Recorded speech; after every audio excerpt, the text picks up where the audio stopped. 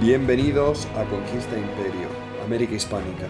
Antes de comenzar, me gustaría recomendaros un libro que ha sido una fuente fundamental para la elaboración de este episodio. Se trata de Elcano, Viaje a la Historia, escrito por Tomás Mazón Serrano. No es simplemente un relato más sobre la primera vuelta al mundo.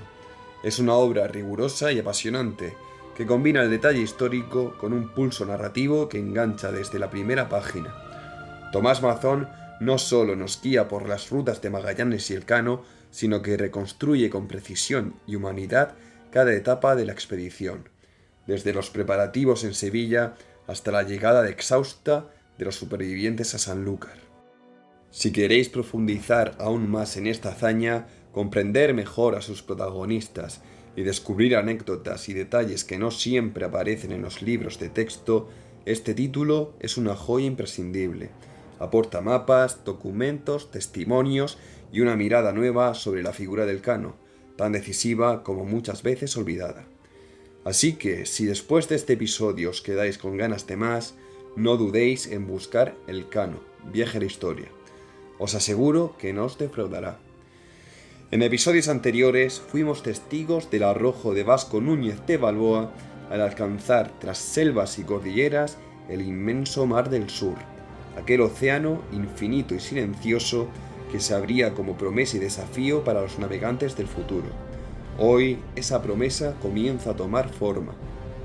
Nos alejamos de los trópicos y nos situamos en los puertos de Castilla, en los pasillos donde se deciden imperios y en los mapas inexactos de un mundo aún por trazar.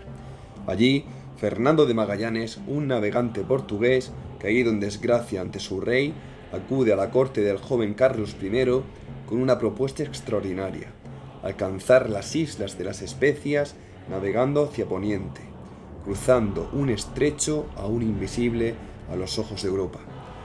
Así comienza una empresa que unirá océanos, desafiará límites y pondrá a prueba la voluntad de los hombres.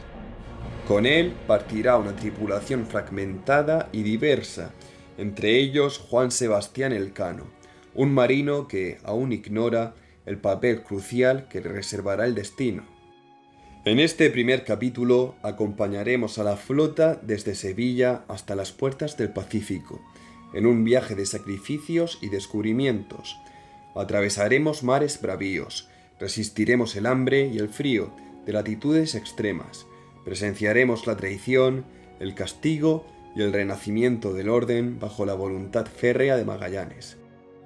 Y al final, en el extremo más meridional del mundo conocido, cuando ya la esperanza se deshilachaba con el viento austral, los barcos encontrarán la salida tan anhelada: un paso entre montañas nevadas, de corrientes traicioneras y silencios insondables. Un estrecho que no figuraba en mapa alguno. La travesía ha comenzado, y el océano que nadie había cruzado ya se divisa en el horizonte. A comienzos del siglo XVI, los cimientos de lo que más adelante se conocería como el Imperio Español estaban todavía en formación, tambaleándose entre los restos de una dinastía poderosa y las ambiciones de una nueva era. La muerte de Isabel la Católica en 1504 no solo marcó el fin de una de las figuras más decisivas de la historia peninsular, sino que dejó en Castilla un vacío político difícil de llenar. Isabel había gobernado con temple, inteligencia y una voluntad de hierro. Había unido sus reinos con los de su esposo Fernando, culminado la reconquista con la toma de Granada y autorizado la expedición de Cristóbal Colón, que terminaría por abrir el continente americano a la corona castellana. Su testamento, redactado con meticulosa precisión, dejó como heredera legítima a su hija Juana, que debía reinar en Castilla, pero aquella voluntad se convirtió pronto en papel mojado. Juana, duquesa de Borgoña y archiduquesa de Austria por su matrimonio con Felipe el Hermoso, vivía en Flandes en el momento de la muerte de su madre. La reina Isabel, previendo dificultades, había incluido una cláusula decisiva en su testamento. Si Juana, por enfermedad mental o incapacidad, no pudiera gobernar, su esposo Fernando asumiría la regencia del reino. Era una puerta entreabierta, una línea ambigua que permitiría a Fernando retomar el poder que la muerte de su esposa le quitaba. Y esa puerta no tardó en ser abierta. Juana, profundamente enamorada de Felipe, convivía con un marido ambicioso y despiadadamente infiel. Aquella relación fue el germen de una tragedia política y personal. Al descubrir las múltiples amantes de su esposo, Juana sufrió una crisis emocional severa. Fue entonces cuando comenzó a correr el rumor, iniciado en la corte flamenca, de que la princesa sufría desequilibrios mentales. Felipe encontró en esta versión un arma útil. Si Juana era declarada incapaz, él podría asumir el trono de Castilla en solitario. En 1506, ambos viajaron a España, donde Felipe fue proclamado rey junto a Juana, pero el enfrentamiento con su suegro Fernando fue inevitable. Ese breve reparto de poder duró poco. Felipe murió inesperadamente en Burgos en septiembre de ese mismo año, tras un partido de pelota y una cena. Algunos dijeron que fue envenenado, otros hablaron de fiebre. Sea como fuere, Juana quedó deshecha. Su reacción fue extrema. Se negó a enterrar el cadáver de su esposo durante meses y viajó con el féretro por Castilla, lo que reforzó, quizás de forma injusta, la idea de que había perdido la razón. En medio de ese caos emocional, Fernando vio su oportunidad. Regresó a Castilla y asumió el poder como regente. Fernando el Católico es, sin duda, una de las figuras más complejas del Renacimiento ibérico. Gobernó Aragón desde muy joven y junto a Isabel llevó a cabo una política que transformó la península. Su papel en la unificación de los reinos cristianos, la creación de un aparato estatal moderno, la expansión hacia Italia y la firma del Tratado de Tordesillas, que dividía el mundo con Portugal, son logros históricos indiscutibles. Sin embargo, también hay sombras en su reinado, siendo quizás la más oscura el trato que dio a su hija. Juana no solo fue apartada del poder, fue aislada, humillada y convertida en una prisionera política por su propio padre. En 1509 fue encerrada en el convento de Santa Clara, en la villa de Tordesillas. Allí permaneció, entre rejas y muros, durante casi medio siglo. Se le negó el contacto con el exterior. Vivía junto a su hija Catalina, rodeada de criados que informaban directamente a la corona. Cada gesto, cada palabra suya era vigilada e interpretada según el interés de quienes la habían declarado incapaz. Fernando, que en público se decía dolido por la enfermedad de su hija, en privado la utilizó como pieza para mantenerse en el poder. Cuando Fernando murió en enero de 1516 en Madrigalejo, Extremadura, dejó tras de sí un legado monumental, pero también un reino sin rey. Juana seguía viva, recluida, y su nieto Carlos aún no había llegado de Flandes. La regencia recayó en el cardenal Cisneros, figura austera, reformista y profundamente religiosa. Cisneros intentó mantener la estabilidad en Castilla mientras se preparaba la llegada del joven príncipe. Carlos desembarcó en la península en 1517. Apenas tenía 17 años y hablaba un castellano rudimentario. Había sido educado en la corte flamenca y su visión del mundo era profundamente borgoñona. A su llegada fue recibido con una mezcla de curiosidad, respeto y desconfianza. Se rodeó de consejeros extranjeros, lo que alimentó el resentimiento de la nobleza local. Muchos castellanos lo veían como un intruso más interesado en los asuntos imperiales que en las necesidades del reino. A pesar de las tensiones, Carlos fue proclamado rey junto a su madre Juana. De nuevo, una ficción legal. Juana era reina nominal, pero seguía encerrada en Tordesillas, sin saber que su hijo había tomado el trono. Carlos comenzó a ejercer el poder con mano firme, pero la falta de conexión con sus súbditos pronto derivó en una grave crisis.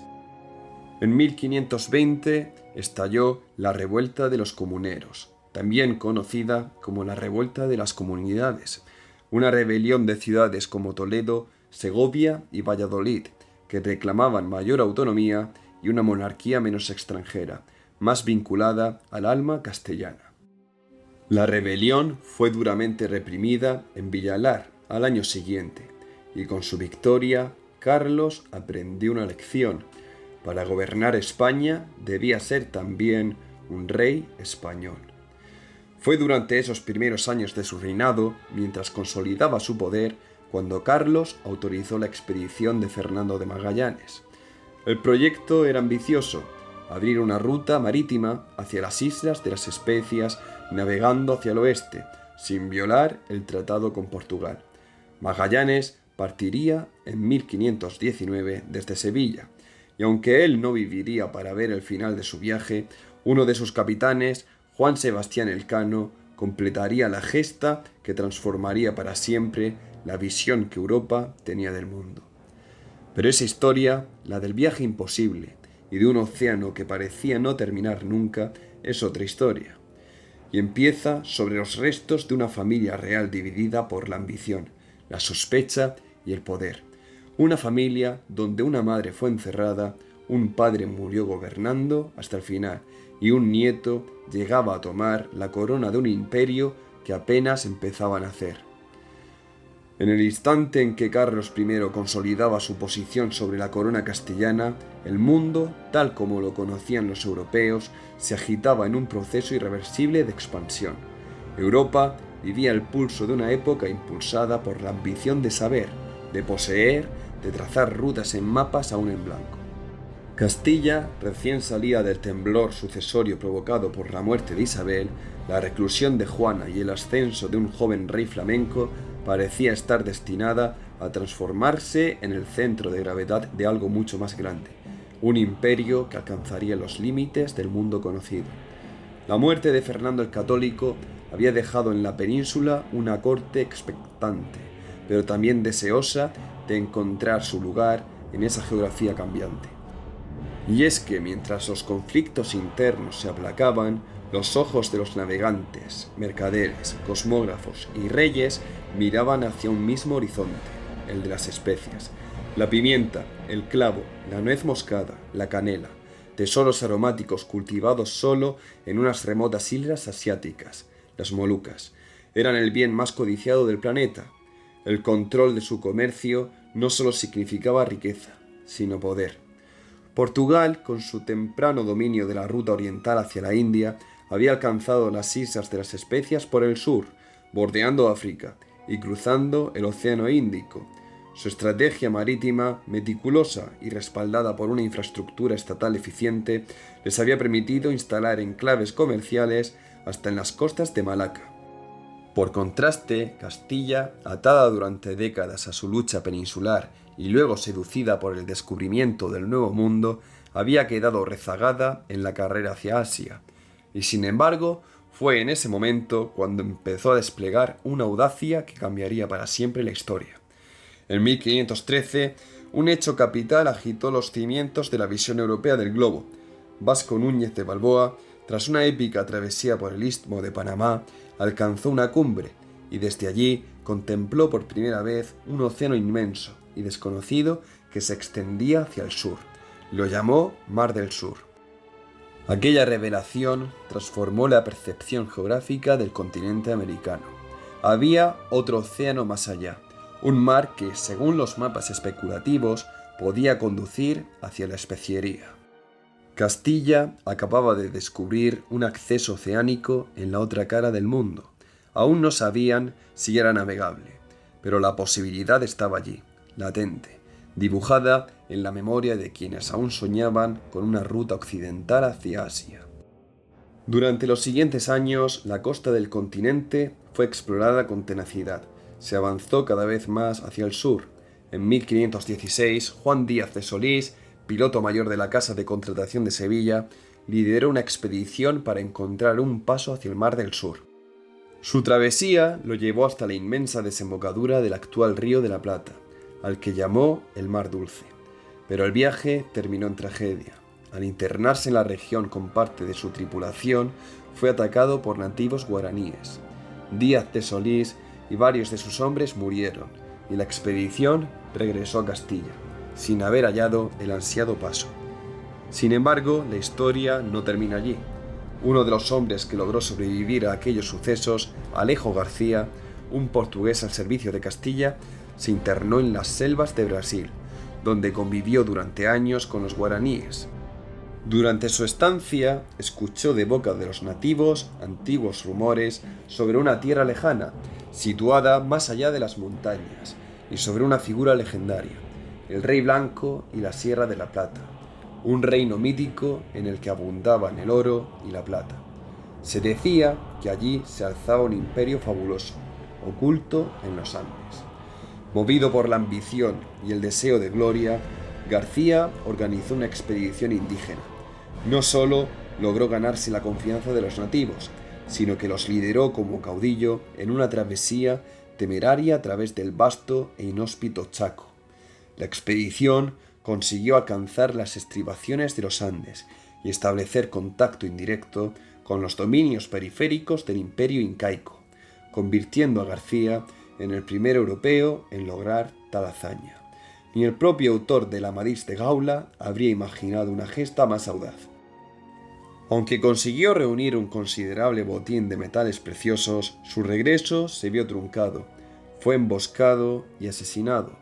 Su legado quedó como una promesa inconclusa, pero sus relatos avivaron durante años la imaginación de los conquistadores que vinieron después. No obstante, aquellos avances cartografiaron nuevos horizontes. El conocimiento acumulado en Sevilla, epicentro del tráfico hacia las Indias, comenzó a trazar con mayor precisión los contornos del continente americano. Aún no se sabía con certeza si era posible bordearlo, si existía un estrecho que uniera el Atlántico con el Mar del Sur, pero la idea estaba viva, presente en la mente de marinos y cosmógrafos. En este contexto aparece una figura que habría de cambiar el curso de la historia: Fernando de Magallanes, portugués, veterano de las campañas de la India, conocedor de las islas de la especiería y hombre de carácter áspero pero extraordinaria visión. Tras sentirse menospreciado por el rey Manuel I de Portugal, ofreció sus servicios a la corona castellana. En 1517 llegó a Sevilla con una propuesta audaz: alcanzar las Islas de las Especias navegando hacia el oeste, respetando, al menos en apariencia, el Tratado de Tordesillas, que dividía el mundo entre Castilla y Portugal. Magallanes no partía de una simple intuición, tenía información, contaba con las cartas de su amigo y compatriota Francisco Serrao, que le escribía desde las Molucas asegurándole que aquellas islas, ricas en clavo y nuez moscada, se hallaban dentro de la demarcación castellana. Si lograba llegar a ellas por el oeste, sin violar el hemisferio portugués, Magallanes no solo se convertiría en héroe, daría a Castilla acceso directo a la especiería sin tener que enfrentarse a la armada lusitana. Carlos I, recién llegado a España, comprendió el alcance de aquella empresa. Apoyado por los oficiales de la Casa de Contratación y por el influyente comerciante Cristóbal de Haro, otorgó a Magallanes las capitulaciones de Valladolid en 1518, dándole permiso para armar una flota y buscar esa ruta tan deseada hacia el oeste. Era una jugada estratégica de enorme calado.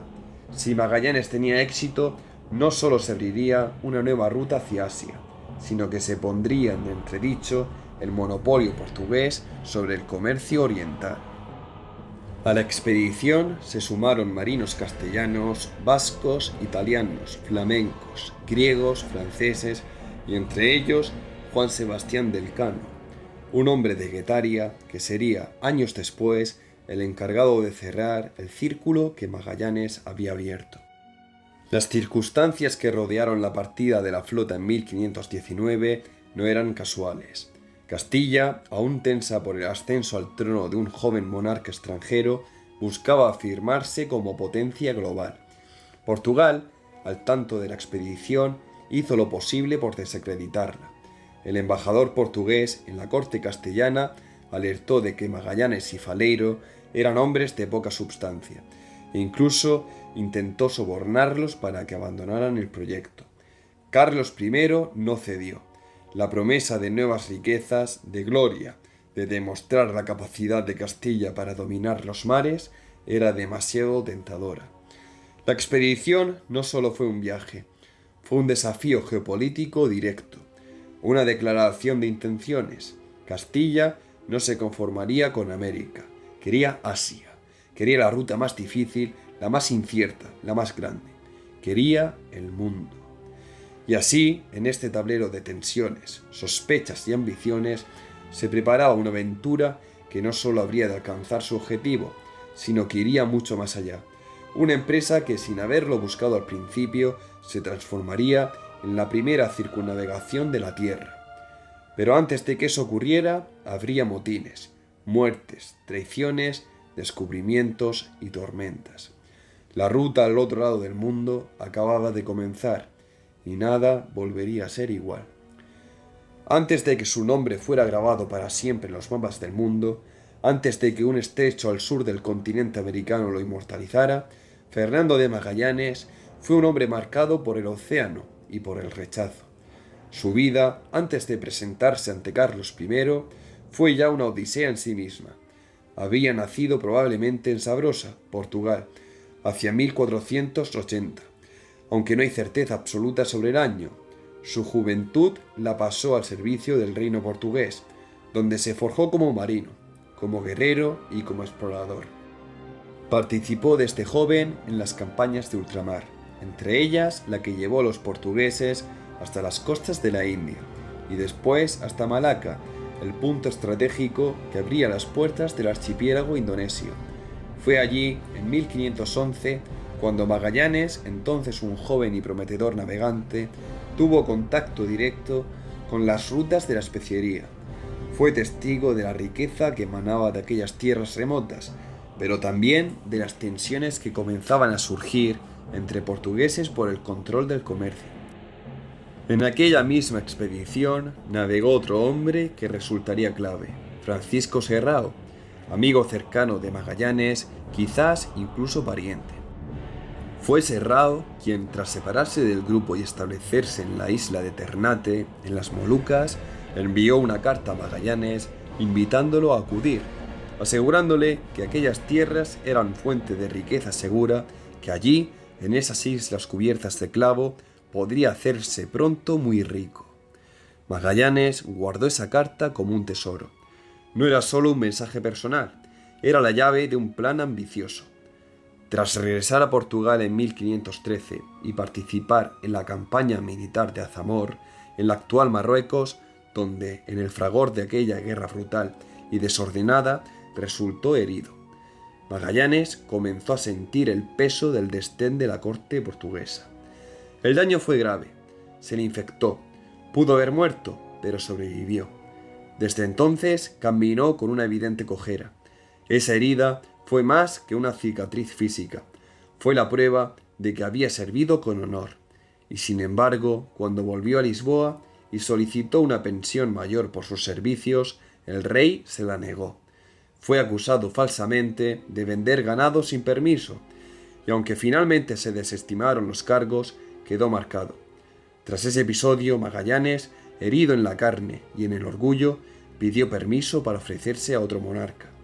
El rey Manuel no solo lo rechazó, sino que, cuentan las crónicas, ni siquiera le permitió besar su mano al despedirse. Así de frío fue el adiós.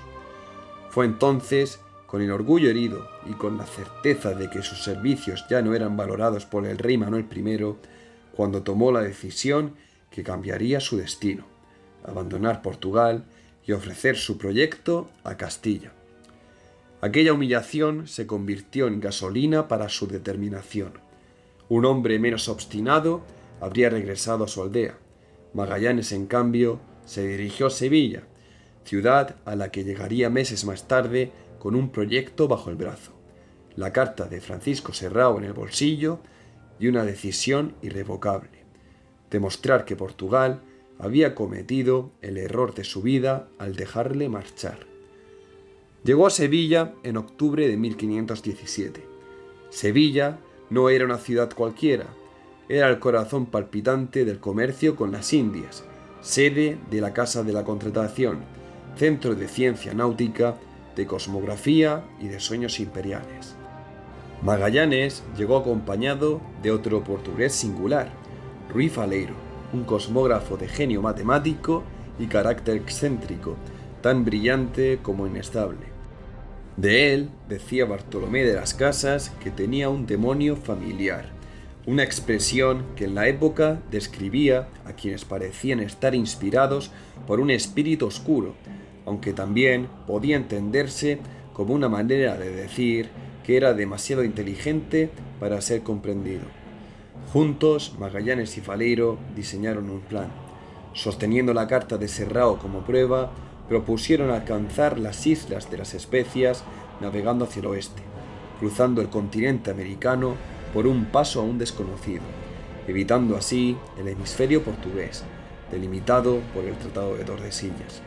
Era un proyecto arriesgado, pero perfectamente calculado. Si las Molucas estaban dentro del hemisferio castellano como afirmaban, entonces Castilla tenía derecho a acceder a sus riquezas sin violar el acuerdo con Portugal.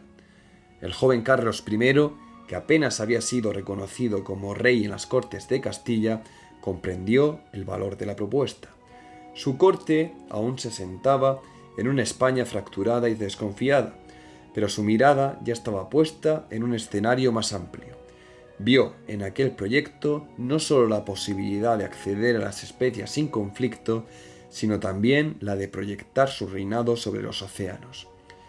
El 22 de marzo de 1518 se firmaron las capitulaciones de Valladolid, un contrato real que otorgaba a Magallanes y Faleiro la autoridad para comandar la expedición, bajo el nombre de Armada de la Especiería. Se les otorgó el título de capitanes y se les concedieron derechos sobre lo que encontraran. La empresa sería financiada por la corona. Pero no todo fue aceptación. Desde Portugal, el rey Manuel I reaccionó con furia. Activó a su embajador en Castilla, Álvaro da Costa, para desacreditar el proyecto. Les ofrecieron mercedes a Magallanes y Faleiro para que regresaran. Los tildaron de hombres de poca substancia y se lanzaron rumores sobre su escasa lealtad. Incluso se sospecha que hubo intentos de eliminar físicamente a ambos. Carlos I, consciente del peligro, los protegió nombrándolos comendadores de la Orden de Santiago, otorgándoles así rango nobiliario para resguardar su integridad. A pesar de todo, no pudieron impedir que la expedición partiera, pero sí cobraron venganza en la retaguardia.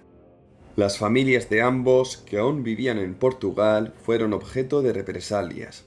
Se les hostigó, se las apartó de cargos públicos y sufrieron, según algunos relatos, confiscaciones y acoso legal. Se les hizo sentir que habían traicionado al rey, aunque jamás hubieran abandonado el país. El precio de la exploración se pagaba también en tierra firme. Sin embargo, los problemas internos también empezaron a surgir. Rui Faleiro, el brillante cosmógrafo, comenzó a mostrar signos de inestabilidad mental. Su temperamento se volvió errático, su comportamiento imprevisible. Finalmente, Carlos I decidió apartarlo de la expedición. Algunos aseguran que fue una maniobra política, otros que fue el propio Faleiro quien decidió no zarpar, convencido de que aquel viaje sellaría su muerte. Lo cierto es que no subió a bordo. A pesar de todo, Carlos no lo abandonó. Le otorgó un puesto como piloto de Su Alteza en la Casa de la Contratación y siguió pagando sus sueldos y manteniéndolo bajo protección hasta el final de sus días. Mientras en Sevilla se ultimaban los detalles de la que sería una de las aventuras más extraordinarias de la historia humana, en las sombras del poder se tejían los hilos más mundanos, pero también esenciales, los del dinero. Porque los sueños, por sublimes que sean, requieren barcos, marineros, provisiones, instrumentos, armas, y todo eso cuesta, y mucho. Organizar una expedición hacia lo desconocido no era solo un acto de fe, era una operación financiera de alto riesgo. Aunque la corona castellana, en la figura de Carlos I, respaldaba el proyecto con firmeza política y jurídica, no podía ni quería asumir en solitario todos los gastos. El joven monarca, metido de lleno en consolidar su trono y en tejer alianzas para futuras campañas europeas, debía elegir cuidadosamente en qué invertir los fondos reales. Así fue como, en torno a Magallanes, empezó a agruparse una red de apoyos financieros y logísticos que haría posible lo imposible. El coste total de la expedición ascendió a 8.334.335 maravedís, una suma colosal para la época, que equivaldría hoy a varios millones de euros si consideramos no solo la inflación, sino el peso relativo de ese dinero dentro de la economía del siglo XVI.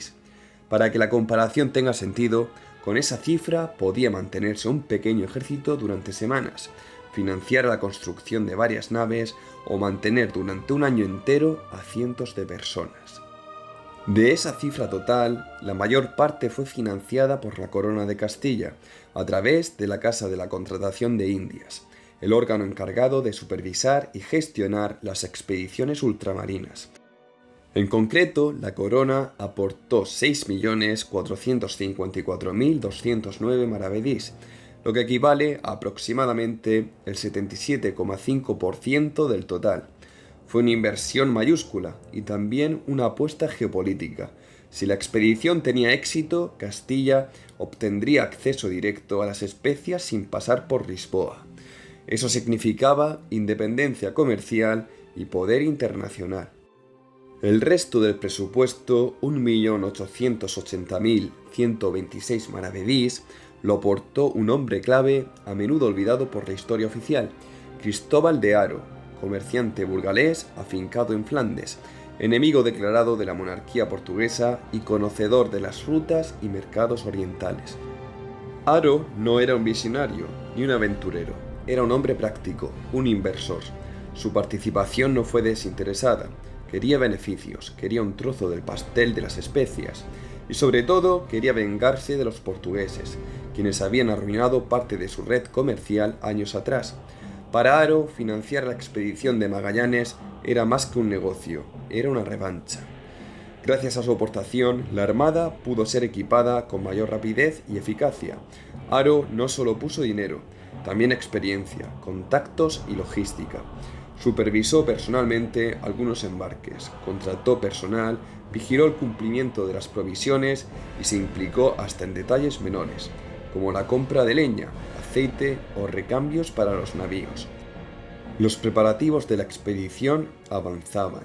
La Casa de la Contratación, dirigida por figuras clave como Juan Rodríguez Fonseca, Sancho de Matienzo y el propio Cristóbal de Haro, organizó hasta el último detalle. La adquisición de las naves, la contratación de las tripulaciones, el cargamento de víveres, pólvora, instrumentos náuticos y hasta presentes para ofrecer a las gentes que encontraran en los confines del mundo. Cada elemento era seleccionado con una mezcla de criterio técnico y previsión diplomática. No se trataba solo de sobrevivir a la travesía, sino también de presentarse ante culturas desconocidas con cierta dignidad y capacidad de negociación. Las 5 naos fueron finalmente seleccionadas y pertrechadas entre Sevilla y Sanlúcar de Barrameda, la Trinidad, la San Antonio, la Concepción, la Victoria y la Santiago. Eran barcos robustos, pero no nuevos ni lujosos. Algunos ya habían navegado antes, otros fueron adaptados para el viaje. El mando de la flota recaería en Magallanes, que tomaría el timón de la Trinidad, la nave capitana. A su alrededor, los demás capitanes, designados o impuestos por la corona, formarían un frágil equilibrio de tensiones que estallaría en alta mar. Pero aún faltaban semanas para eso. Los gastos estaban controlados con precisión asombrosa. La Casa de la Contratación llevaba un registro riguroso de cada real gastado, de cada tonel de bizcocho embarcado, de cada cuerda, cada ancla, cada botijo de vino.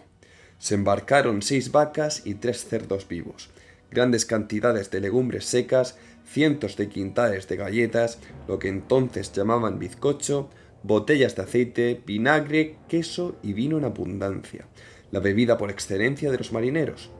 También se cargaron armas, pólvora, herramientas, brújulas, astrolabios, ampolletas para medir el tiempo, y hasta tambores, panderetas y castañuelas para animar las largas noches de navegación. Se incluyeron también productos de trueque para los encuentros con pueblos extraños, cuchillos, espejos, peines, cascabeles, telas de colores, cuentas de vidrio, bermellón, plomo, campanillas y cuentas de coral, porque no solo se trataba de imponer presencia, sino de seducirla, de comerciar, de pactar, de abrir puertas allí donde nunca antes un europeo había pisado. La expedición era, en suma, una mezcla fascinante de poder político, técnica naval, ambición económica y cálculo imperial. Una maquinaria enorme, movida por la tenacidad de un hombre cojo, extranjero y reservado, pero que sabía exactamente hacia dónde quería ir. Y mientras todo se organizaba, Fernando de Magallanes se estableció en Sevilla. Se casó con Beatriz Barbosa, hija del alcaide de las Atarazanas, y tuvo un hijo, Rodrigo. Cuando partió en la expedición, su esposa estaba embarazada del segundo. Ninguno volvería a verse. Beatriz murió antes de que la expedición regresara. El hijo mayor, Rodrigo, también falleció poco después, al igual que el bebé que nunca llegó a conocer a su padre. En los últimos días de agosto de 1519, Sevilla era un hervidero de movimiento. El bullicio de los muelles se mezclaba con el olor a brea, a vino, a pescado, a sudor.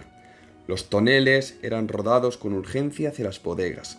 Los aparejos eran tensados, los mástiles revisados por última vez. Las 5 naves estaban listas o casi listas. Faltaban apenas los últimos detalles: subir a bordo a los hombres que habían de llevarlas más allá del fin del mundo. La composición de la tripulación fue tan compleja como la empresa misma. No se trataba de una armada exclusivamente castellana, al contrario, era un mosaico humano. Marineros del Cantábrico convivían con andaluces, portugueses, genoveses, franceses, griegos y flamencos.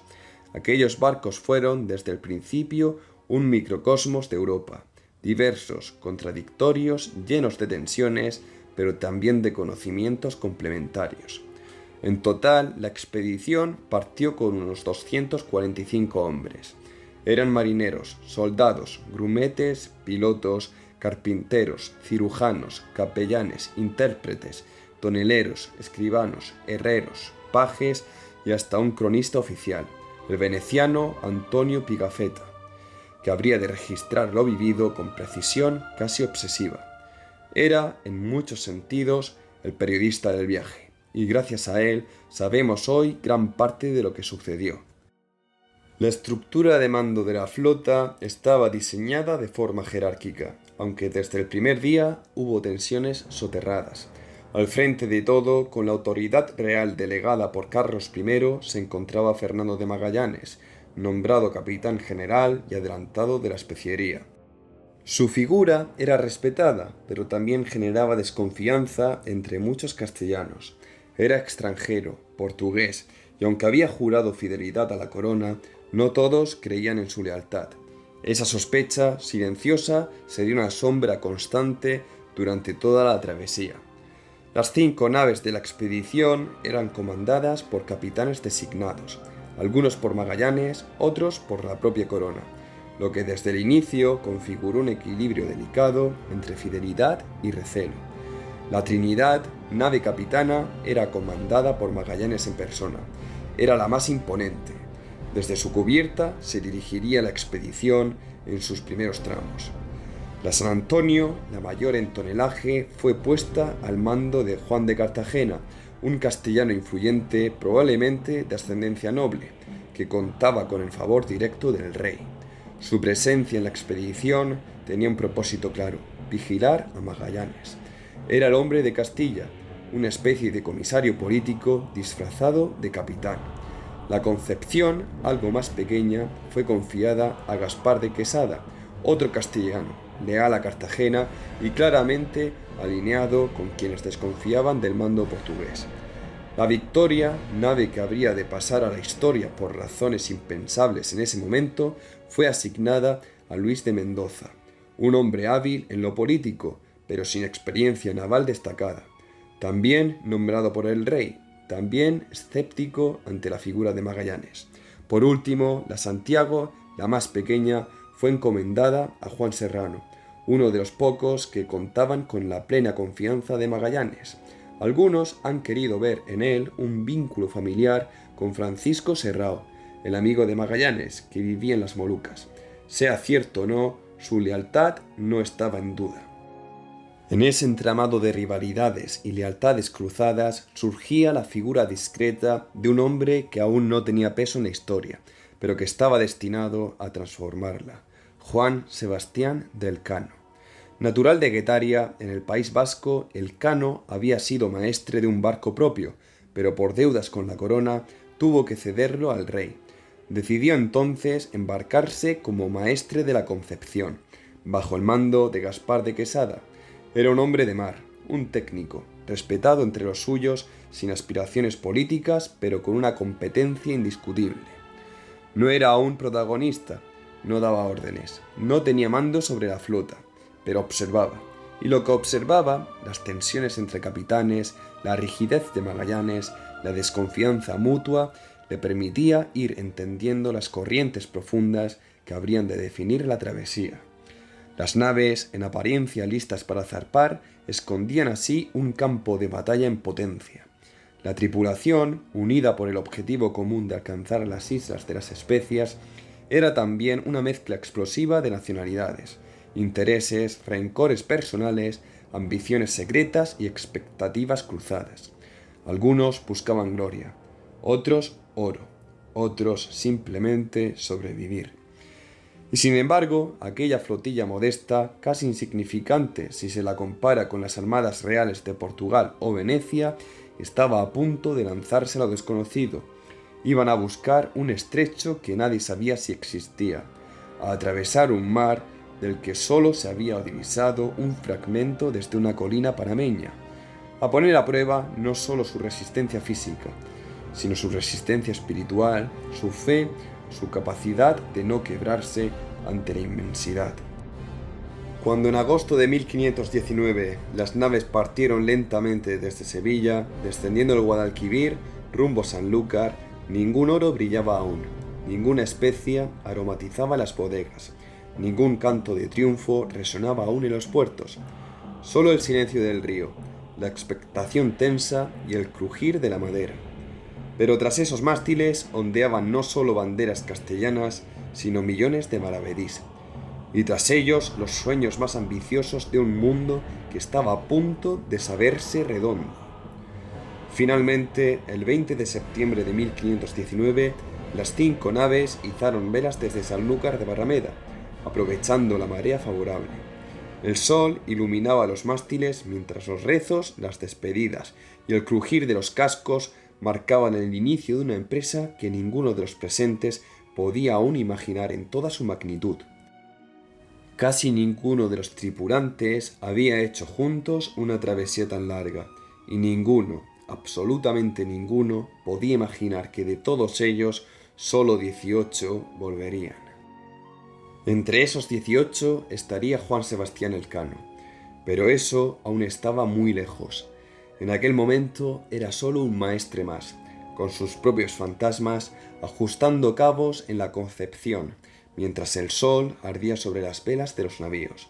Al fondo, el Atlántico se abría como una promesa y como un abismo. El mundo no los esperaba. Ellos, sin saberlo, iban a darle la vuelta.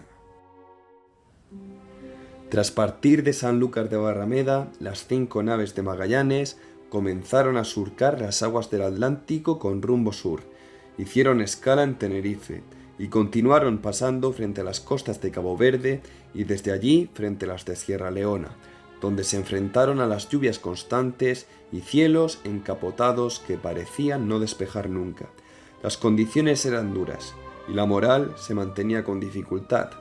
Algunos tiburones siguieron la estela de los barcos durante días. Los marineros arponearon varios de ellos con curiosidad más que con hambre, pero a excepción de algunos ejemplares pequeños, descubrieron que su carne no era precisamente un manjar. El viaje avanzaba, y con él los signos del asombro se acumulaban. Varios marineros aseguraron haber visto los fuegos de San Telmo, pequeñas lenguas de fuego azuladas danzando sobre los mástiles durante las noches de tormenta. Este fenómeno atmosférico es provocado por la ionización del aire dentro del fuerte campo eléctrico que originan las tormentas eléctricas. En otras ocasiones se decía que se parecía al cuerpo del propio santo, o aves que no tenían cola, o incluso peces voladores que surgían en bandadas desde el mar, como si el océano estuviera vivo y tuviera humor. El mar era un espectáculo en sí mismo, y cada criatura, cada fenómeno, era interpretado como presagio o señal divina. Fue durante la travesía por el Atlántico cuando surgieron las primeras tensiones entre la tripulación. Juan de Cartagena, capitán de la San Antonio, y veedor real, es decir, el hombre que representaba directamente al rey Carlos en la expedición, comenzó a mostrar una actitud hostil hacia el mando de Magallanes. Para él, un portugués no debía comandar en nombre de Castilla. A ojos de Cartagena, Magallanes no era más que un intruso con título ajeno, un extranjero arrogante impuesto por una corte que, según él, había sido manipulada. Los choques fueron constantes, pero la chispa se encendió cuando Cartagena, en un consejo naval, se negó a obedecer una orden directa del capitán general. El tono subió. Las palabras se hicieron puñales. Ante la mirada estupefacta de oficiales y marineros, Cartagena llegó incluso a insultar públicamente a Magallanes, exigiendo que se le rindiera cuentas y cuestionando su autoridad frente a toda la flota. Aquello era intolerable. Magallanes no era un hombre dado a la improvisación ni al exceso, pero tampoco al perdón cuando se trataba de la cadena de mando. En alta mar, una palabra de más podía ser más peligrosa que una tormenta, y esa palabra había sido pronunciada. Ordenó su arresto inmediato. Cartagena fue detenido y trasladado a la Trinidad, la nao capitana. Allí, bajo la mirada imperturbable de Magallanes, fue encerrado en los camarotes inferiores, aislado del resto de la tripulación y apartado de todo mando. Durante semanas navegó prisionero, un hombre de la nobleza castellana reducido a la condición de reo en su propio barco. El rumor de su arresto corrió como pólvora entre las tripulaciones. Para algunos, Magallanes se estaba excediendo, para otros estaba ejerciendo lo único que podía mantener a flote una empresa tan grande, el control absoluto. Pero Cartagena no estaba solo, tenía aliados, entre ellos Luis de Mendoza y Gaspar de Quesada, ambos capitanes, ambos castellanos, ambos heridos en su orgullo nacional. Finalmente, por presión interna, Magallanes accedió a liberar a Cartagena de su confinamiento, aunque sin devolverle el mando de la San Antonio. Fue una decisión táctica, no lo liberó por debilidad, sino por conveniencia. Sabía que mantenerlo encerrado demasiado tiempo podía generar una fractura irreversible en la disciplina. Pero aquel gesto, en lugar de calmar las aguas, avivó el fuego. Cartagena salió del encierro no arrepentido, sino aún más convencido de que el mando de Magallanes debía terminar. En silencio, entre cubierta y vela, comenzó a tejer las alianzas que meses más tarde darían lugar al motín en la bahía de San Julián. El océano aún era cálido, pero la tormenta verdadera ya se estaba gestando en el corazón de los hombres. Magallanes puso rumbo al suroeste hacia lo que los italianos llamaban Bercín, el Brasil, bordeando la costa oriental de Sudamérica con la esperanza de encontrar algún paso oculto que los conectara con el otro océano, el Mar del Sur. Era en esa búsqueda constante, con ojos fijos en el horizonte, donde los hombres comenzaron a sentir el peso del desconocimiento. En diciembre de 1519 fondearon en Brasil, donde permanecieron varias semanas. Los marineros disfrutaron de un entorno exuberante, caluroso, rebosante de frutas, pesca fácil y contacto con tribus indígenas que intercambiaban alimentos y regalos. Fue una estancia casi paradisíaca que contrastaba fuertemente con lo que vendría después. Allí encontraron también mujeres con las que compartieron comidas y otras intimidades. Fue para muchos el último momento de alegría genuina en todo el viaje. Después de esa breve felicidad, la flota retomó su rumbo hacia el sur. Durante el descenso por la costa sudamericana, la expedición pasó por un lugar que no les era del todo ajeno, el estuario del Río de la Plata. Años antes, en 1516, Juan Díaz de Solís había llegado hasta allí, convirtiéndose en el primer europeo en alcanzar aquellas latitudes. Fue la expedición más austral hasta la fecha, pero Solís encontró allí la muerte, atacado por los nativos guaraníes. Aquel recuerdo aún resonaba en la mente de los veteranos, y el ambiente en la flota oscilaba entre la fascinación y el temor. Magallanes reconoció el estuario, lo exploraron con la esperanza de que fuera el paso al otro océano, pero pronto comprendieron que era simplemente la desembocadura de un gran río. A pesar de la decepción, continuaron avanzando.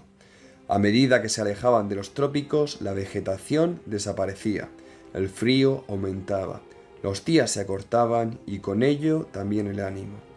Finalmente, en marzo de 1520, llegaron a una gran bahía profunda, Puerto San Julián, a unos 800 kilómetros al norte del actual Cabo de Hornos.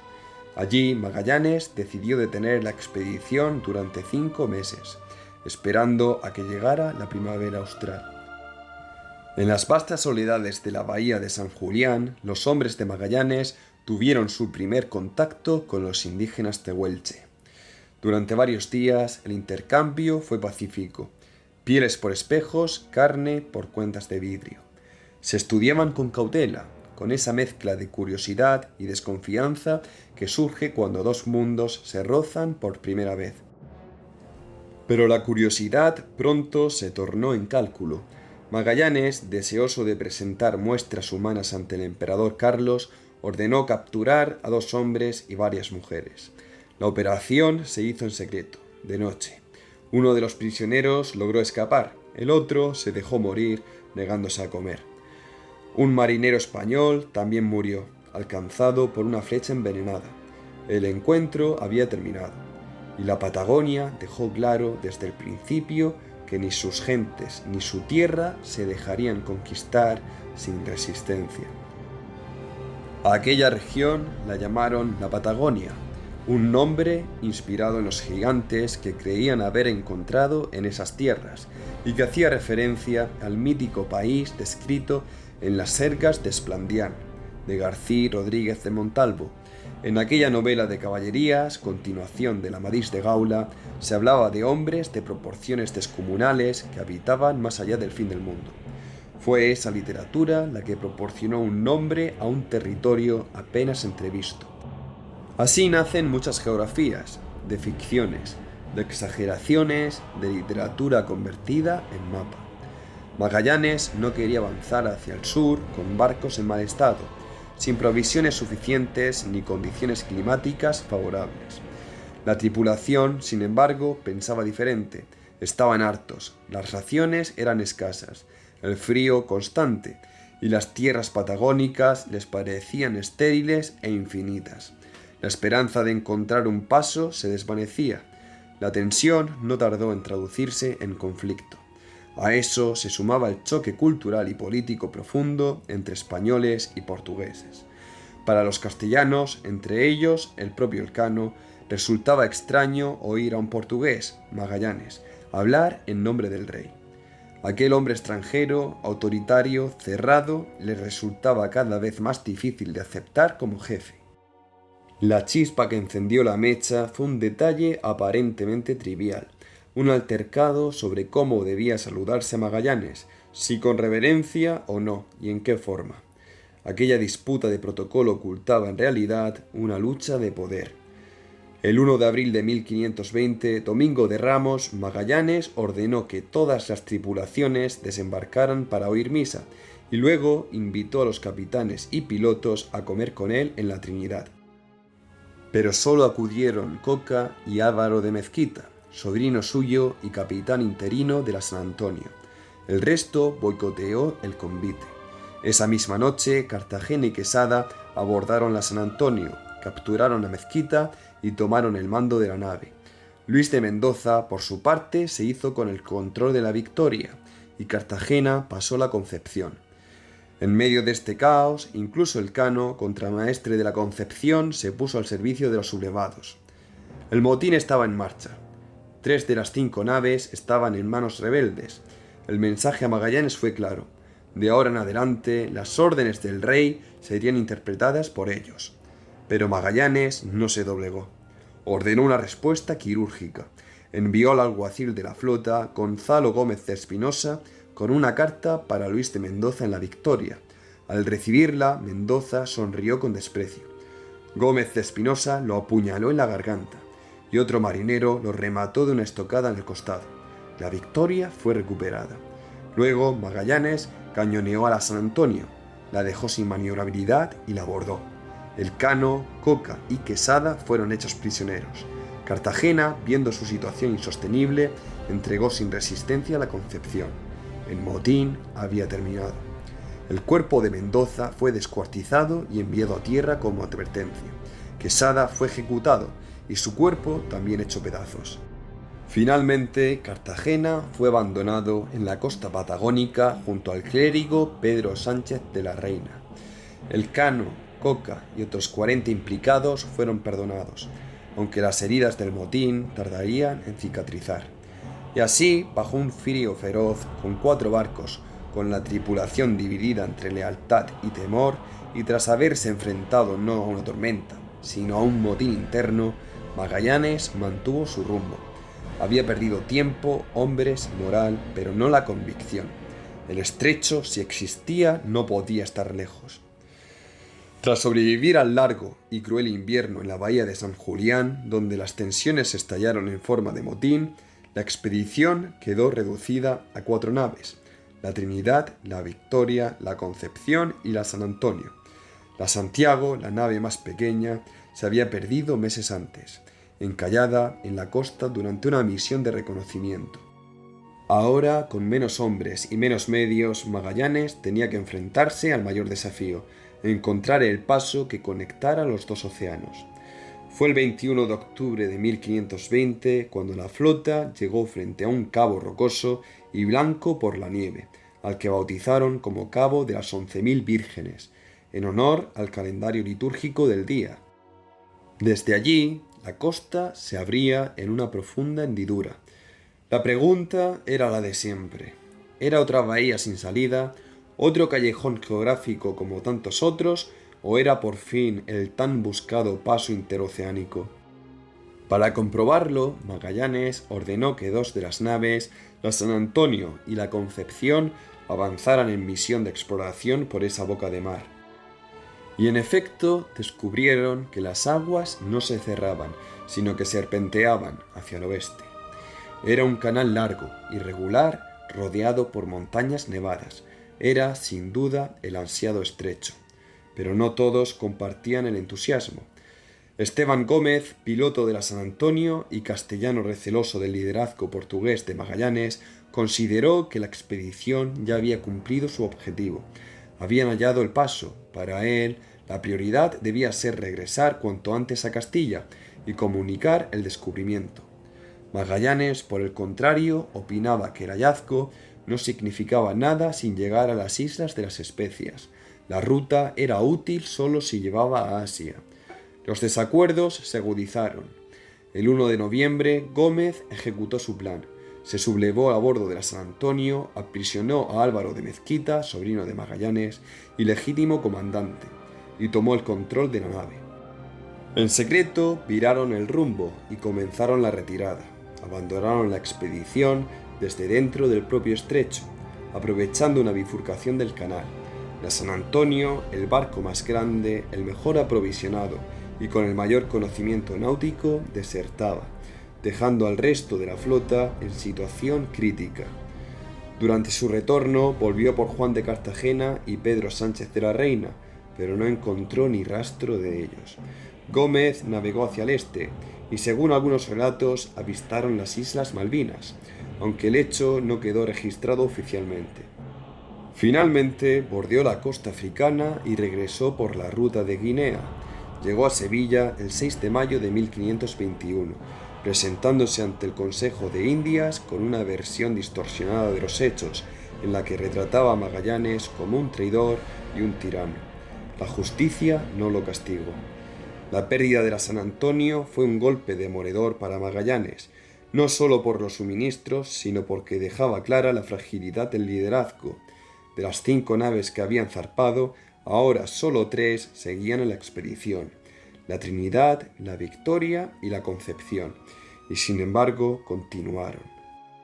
Tras adentrarse al fin las 3 naves supervivientes en aquella gran entrada del continente, no lo sabían aún, pero estaban iniciando una de las navegaciones más desafiantes de la historia.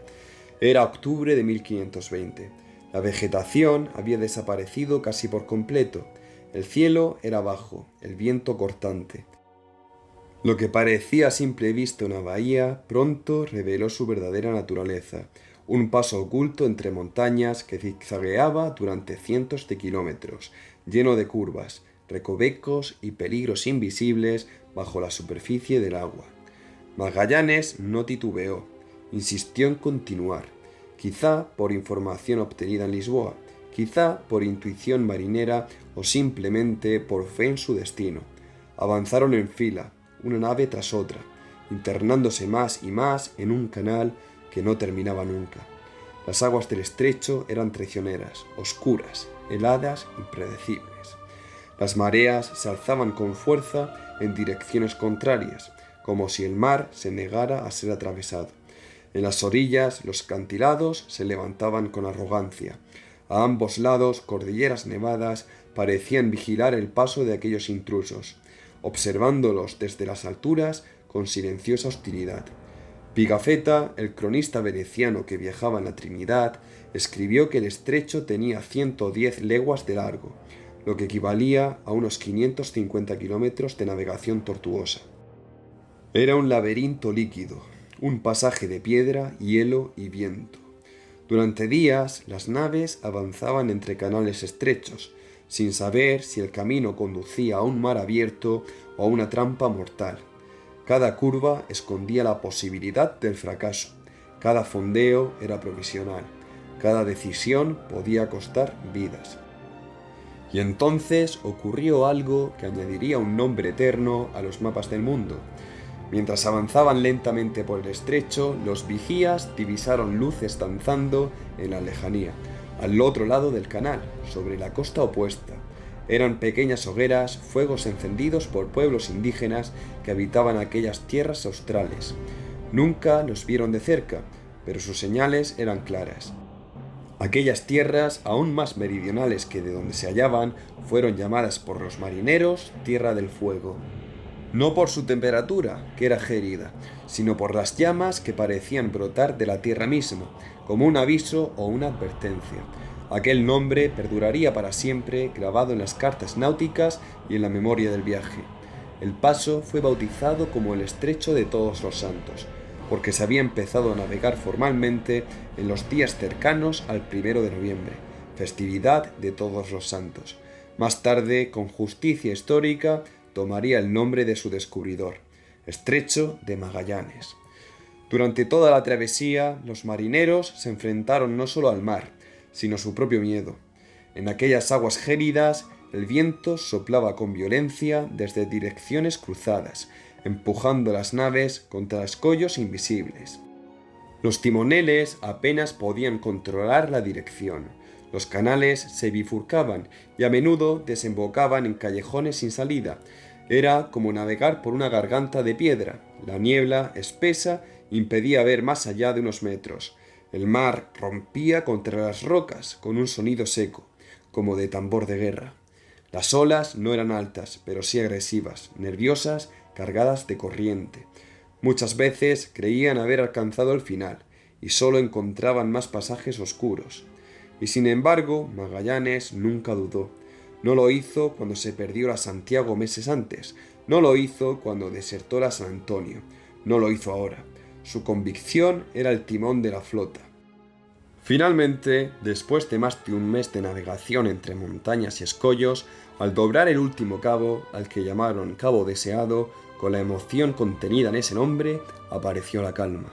Las aguas se suavizaron, la luz cambió, el viento disminuyó, y ante ellos se desplegó una extensión inmensa, infinita, serena. Un mar nuevo, era el Mar del Sur. Magallanes lloró de emoción, de alivio, de plenitud. Aquel hombre hermético, severo, que había enfrentado el motín, el hambre y la traición, derramó lágrimas al ver que su fe tenía recompensa.